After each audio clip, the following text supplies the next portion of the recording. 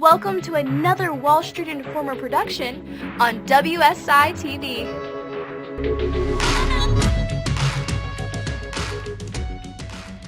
All right, welcome back into another episode of WSI TV. I'm Sean Bauer, Chief Editor of Wall Street Informer on wallstreetinformer.com. I'm here with our market analyst, Jordan Bishop, who is actually getting ready to take his first punishment for losing out on Versus. So you want to go ahead and take care of this? All right, let's do it. Enjoy.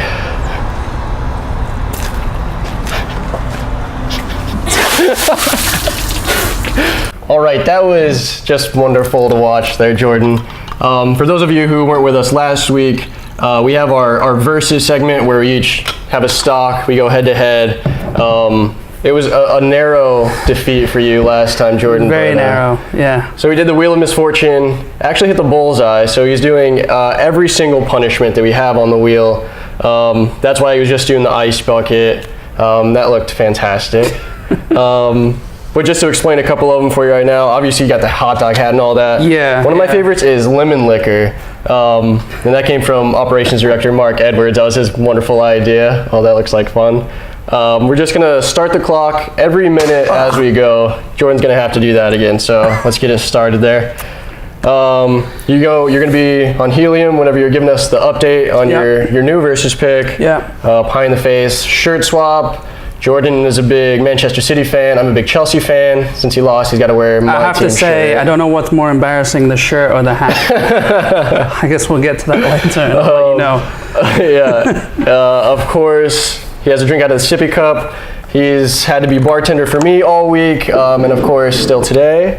And I think that's pretty much all the good ones, isn't it? Yeah, I think so. Yeah, all right. I wish there was more. Yeah, right. All right, so now you know all the punishments, why stuff is happening during the episode. So you want to go ahead and get to the update on our previous Versus pick? Definitely. My pick, CHA, is doing all right. I think it's at 6:35, right? We got the slide for it? Yeah, oh shit, yeah. Sorry about that. I was 6:30. And as you can see, it's come down a bit, but I'm waiting for it to bounce back up. So how's yours doing, Sean? Yeah, that was wonderful, Jordan. So like you rightly said, your pick is definitely looking like it's bouncing right now. So that's definitely in a good position. My own pick, CCC. Cheers. Time for a lemon. My pick, CCC, is obviously it's doing really well, as you can see by the price. It's actually up a little bit higher than this even. It's 5.5%, I think, in the 1 week. So, I mean, obviously, even if you didn't have an option on it, that's a good trade already. If you had an option, that could be double your money already. But again, this is the update on our round 3 for Versus, which will end next week. So. And as you can see, it's waiting on the winner is very exciting because we have outcomes like this. So. yes. Stick around for that. Fingers crossed I don't mess up again. right. We'll see. All right, so we'll get to that next week then. Yeah. All right, now I want to bring you into kind of a really cool trick that we always use as traders and investors here at Wall Street Informer. And that's using the relative strength index as kind of a predictor for the market, which direction it's going to go. So a relative strength index, you can see for any stock chart, is just going to show you how strong a stock or index is relative to how it's performed in the past. These are going by fast, Jordan. And what we're looking at here is the RSI for the NYA, the New York Composite. So like a major index here. And you can see, what I wanted to show you is, you can see that RSI up at the top. Whenever it crosses that 50% line in the middle, and we'll show you this one again so you can see it's got bars for 30, 50, and 70. That dotted one in the middle there is obviously 50. When it crosses over that line significantly, it's just a really good indicator of where the stock market's going to go, which direction for the next few weeks or even a couple of months. And as you say, a good indication. It's a great secondary tool. I wouldn't trade as you wouldn't either. We wouldn't trade of course solely based off this. It's all in the chart. But when you're looking at the RSI, it's a great secondary indicator. But it's a great tool to use. Right, and this, specifically using it this way as part of the market money map, so you're going to see where the market's going to go. You are looking at a major index when it crosses up over 50 significantly. So we generally talk about 55. We talk about 55 as being high enough, where then you expect the market to stay up for a while until it crosses back down over that 50% line.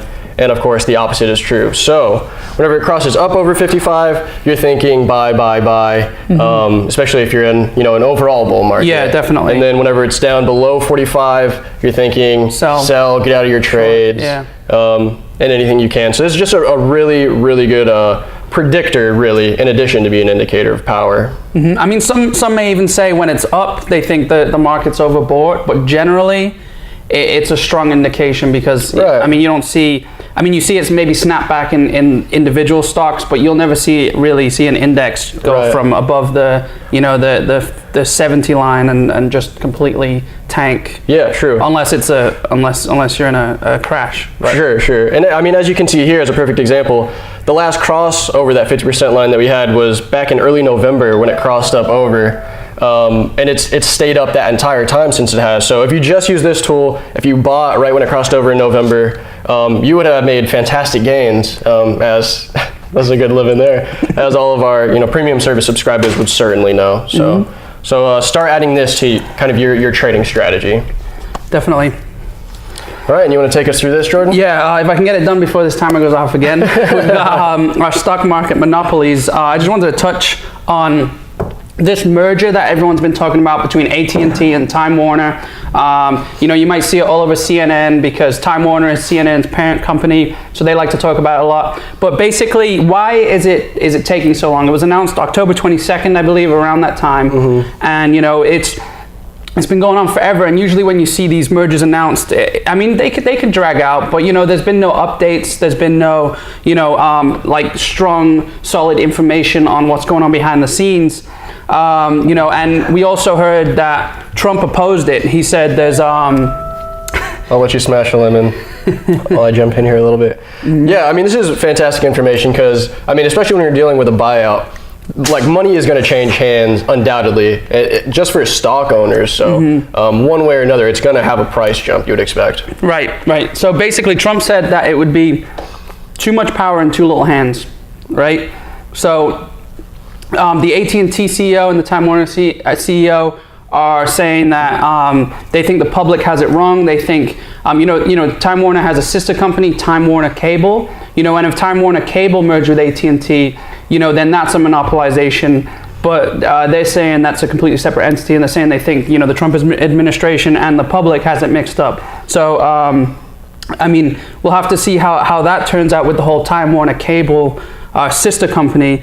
But basically, the CEOs are saying it's a vertical merger. It's consumer friendly. They think it'll benefit the whole media world. So I mean, the point I wanted to get to was, what does this mean for their stocks? And that's a great point to hand it to you, Sean. Yeah, exactly. And it really is a waiting game a little bit now, as you rightly say. But one way or another, like that stock for either one, and normally with a buyout, you normally see the stock of the company getting bought out. That stock normally climbs right away. So Time Warner is up 22% since that October announcement. And if it doesn't go through, I mean, you can bet that those investors are going to pull their money out. Yeah, absolutely. Can I get another refill, please? Oh yeah.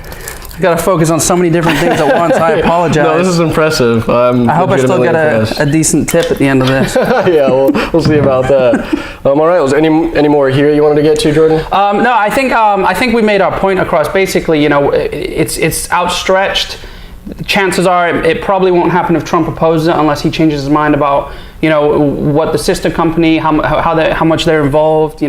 So we'll keep a close eye on that, and a close eye on TWX, which is Time Warner, and T, which is AT&T. So. All right, well done. All right, so I think that's pretty much everything we had planned for today. So thanks for joining us. Jordan, did you have any final notes or anything? Yeah, I just wanted to point out just a little fun fact. The stock market, the S&P 500 specifically, has gone a record 83 days without a 1% no dive. It didn't do that. The last time it did that was October 11th. So I think that's a pretty crazy point. Don't you think, Sean? Yeah, wow. All right, cheers. Cheers.